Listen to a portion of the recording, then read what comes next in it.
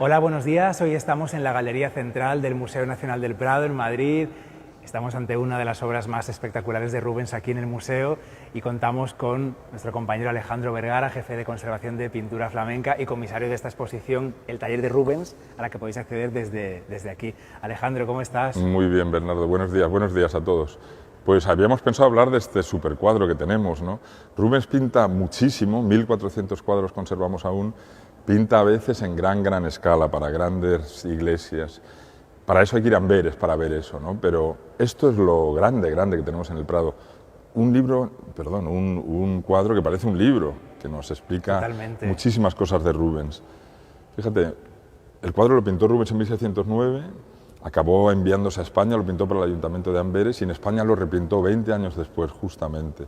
Ahora hablamos de cómo lo repinta, que nos habla muy bien de cómo Rubens, al encontrarse un cuadro, quiere hacer otras cosas. El cuadro se exponía allí en el Ayuntamiento Se exponía en el de Amberes, Ayuntamiento ¿no? de Amberes, se pintó para un edificio público. El tema, la adoración de los magos, era un tema muy habitual en la pintura de Amberes, siglo XVI, cada vez más, y tenía que ver con que Amberes es una ciudad católica en zona de frontera con el norte protestante, y es afirmar un tema muy cristiano, muy católico sobre todo, pero también con que habla de la llegada de unos emisarios que traen bienes al niño Dios, ¿no? Y Amberes es una ciudad de comercio, una ciudad importadora de materia prima y exportadora de productos de lujo. Entonces se pone un poquito, los comerciantes de Amberes se identifican con esta idea de que llegan bienes de lujo a una ciudad, a un lugar, ¿no? También sabemos que se ponen de moda los nombres de los Reyes Magos en Amberes a final del siglo XVI y que la gente utiliza estos nombres más que antes, o sea que hay una identificación de la adoración y de los reyes con la ciudad de Amberes por parte de quienes habitan ahí, como Rubens, por ejemplo, ¿no? Qué bueno, como cuando se pone ahora un nombre de moda, ¿no? Porque al Exactamente final lo mismo, se ponían los nombres de los tres Reyes Magos a los niños. Exactamente, y nosotros interpretamos eso como una alusión a la riqueza comercial de la ciudad y una vinculación de esa riqueza con una historia religiosa, ¿no? Muy interesante este cuadro, sobre todo para pensar en cómo se ha retocado una cosa que me dejaba atrás. Fíjate que ahí a la derecha Rubens se ha autorretratado. Esa parte del cuadro es un añadido. Se ha autorretratado con una cadena de oro que le han permitido llevar a algunos príncipes y con el puño de una espada. Fíjate que se ve un poquito en la parte baja, junto al codo. En la exposición del taller de Rubens tenemos una espada. Dicen los documentos de la época que los gobernantes de Bélgica, lo que ahora es Bélgica, lo que llamaban Flandes entonces, le ciñeron una espada, le permitieron el privilegio de llevar una espada, o sea que él la muestra orgullosamente, ¿no? Muy interesante pensar que este cuadro, que originalmente es más pequeño, terminaba aquí, esto es un añadido, en la parte alta terminaba más o menos donde está, bueno, un poquito a la altura de la cabeza de Rubens, un poco más a la izquierda. Sí, se ve la franja se ve una del costura, lienzo, ¿no? lo veis, Sí. ¿verdad? Pues fíjate que, imagínate que el rey de España tiene en su palacio todo esto, porque se lo han regalado, ha llegado de Amberes, lo ha confiscado a un ciudadano español al que se lo han regalado.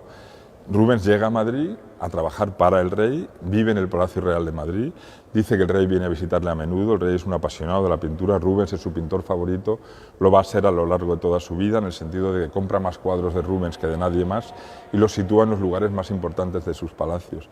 Pues imaginar ese encuentro, ¿no? Que el rey le dice a un pintor, retoca y amplía mi cuadro, o que el pintor le dice al rey, oye, quiero pintar y retocar tu cuadro y lo voy a hacer en tu presencia. Que ya estaba enmarcado, ya por... Claro, un cuadro que está colgado, Claro. ¿no? Entonces es muy interesante pensar esto es una especie de demostración de talento por parte de Rubens y también de demostración de amor al arte por parte del rey Felipe IV, uno de los grandes coleccionistas de toda la historia del arte, ¿no?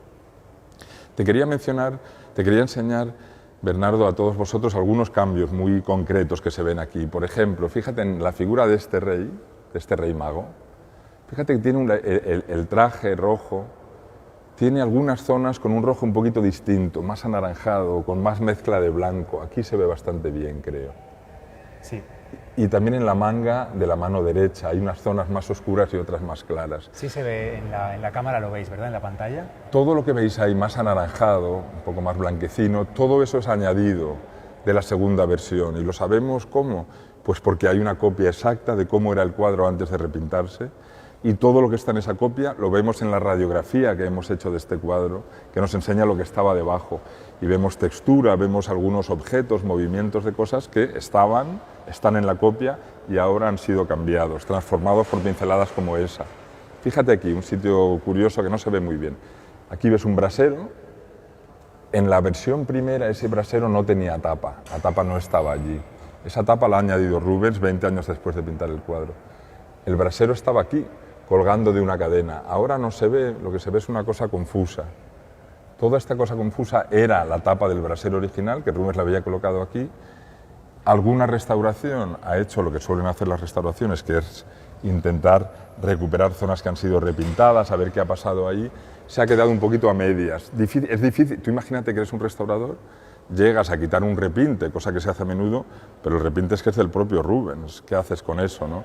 Lo hemos dejado medio visto porque en un cuadro tan grande no molesta y nos permite entender la historia del cuadro.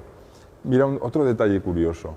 Sabemos por la copia del original que la Virgen era relativamente distinta, vestía toda de rosa y blanco, completamente distinto el color de su ropa, y tenía un perfil muy puro, se veía solamente la línea de la frente, la nariz y la boca. Ahora la ha girado, parece, vemos un poco el otro ojo también, que no se ve en el original, o sea que no se ve en la copia que está en Londres y en la primera versión de este cuadro, solo se veía la línea de la frente y la nariz. Y fíjate, el rosa se ve un poquito aquí todavía. Aquí hay una pequeña pérdida de pintura. Vamos a acercarnos. Que no hemos reparado para que se pueda ver precisamente. Un poquito más todavía, aquí arriba está. Ahí, ahí se ve, ahí veis el rosa. Exacto, es curioso que encontramos una copia en una colección particular inglesa con información que siempre confirmamos al ver el original. Por ejemplo, ella va de rosa, efectivamente. Debajo de este azul comprobamos que hay rosa. Era rosa, muy rosa además. Sí, sí, era un rosa hecho a base de rojo y blanco. Hemos hecho un análisis de los pigmentos y lo vemos. Fíjate, aquí otra cosa que parece... Hay unos mínimos cambios en esta mano.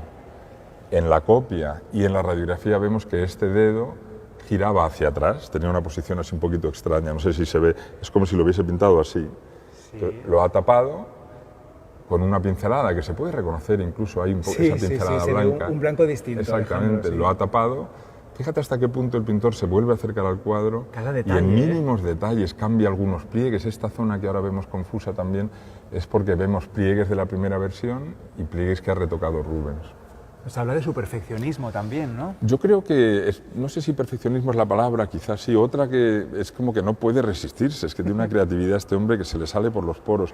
Él compra cuadros, compra dibujos y los está retocando, repintando constantemente. Tenemos en el Prado un Júpiter y Psique, que le pasa lo mismo, ¿no? Que el pintor ha comprado un cuadro de Paul Bril y ha cambiado las figuras y el paisaje en parte. Una cosa interesante también, que tiene que ver con el taller de Rubens, la exposición. Fíjate esta figura aquí agachada, que es un espectáculo, ¿no? Rubens habla de que el objetivo de su arte es recuperar la grandeza de los antiguos y copia esculturas antiguas. Hace muchos dibujos de una Rotino, una figura antigua que se conocía, que era famosa en la época, de la que ahora hay muchas versiones. Dibuja esa estatua e incorpora esa pose de una escultura clásica en varios de sus cuadros. Fíjate que esa misma figura la utiliza Van Dyck en un cuadro que está aquí enfrente. Esta figura es difícil, los tenemos enfrente, se ve bien, pero quizá no tanto en la pantalla, el mismo pie, la misma posición de la espalda, las mismas dos piernas, la misma posición de las piernas. Van Dyck trabaja con Rubens en este momento, trabaja para Rubens, con Rubens, pero también tiene carrera independiente. Este cuadro no pensamos que lo hace para Rubens, pensamos que es de sus cuadros independientes.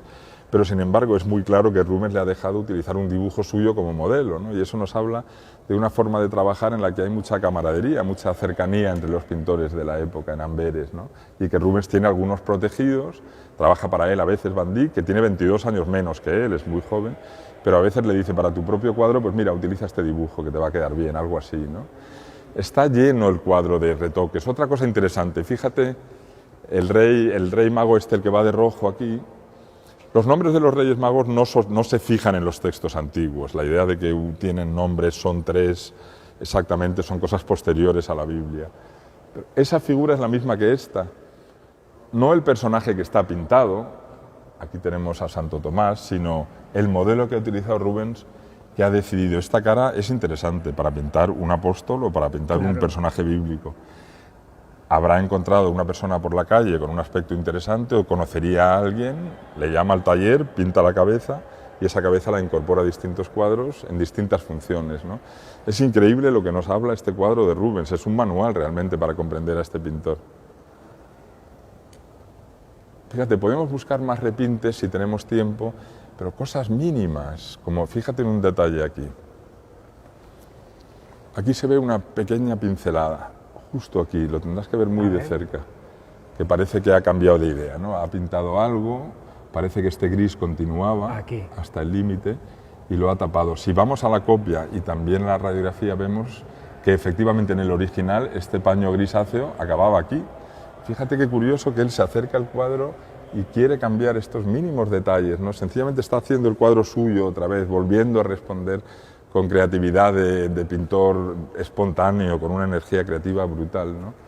¿Hasta qué punto, que parece increíble? Un cuadro tan grande que se fija en detalles tan pequeños, ese Rubens que lo reencuentra en Madrid, ¿no? Un detalle que me llama la atención también, que es interesante para mí. Fíjate que hay una raya como de luz rara, horizontal, que va como sale de debajo del ojo y viene en esta dirección.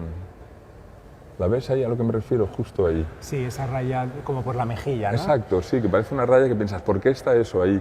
Fíjate, eso es típico de Rubens también. Si te alejas ahora y llegas a incorporar la figura del niño Jesús, que está aquí, te das cuenta que Rubens está utilizando esa raya como si fuese una puntada en una tela cosida.